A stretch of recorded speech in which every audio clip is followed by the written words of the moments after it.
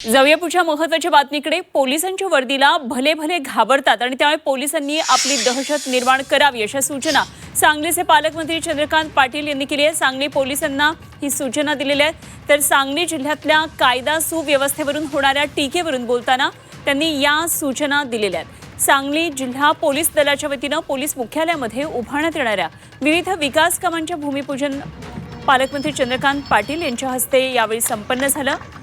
यावेळी बोलताना त्यांनी या सूचना केलेल्या आहेत।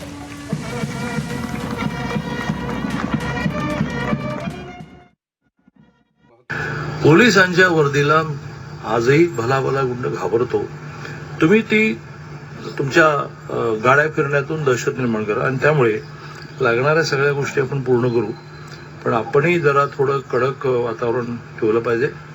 हेही आपल्याला सांगतो की काळ बदललेला आहे आणि त्यामुळे पूर्वीची जी होती सिस्टीम किंवा आम्ही एखाद्याला फेवर केलं तर कोण बघताय, तर ते सगळं बघितलं जातं।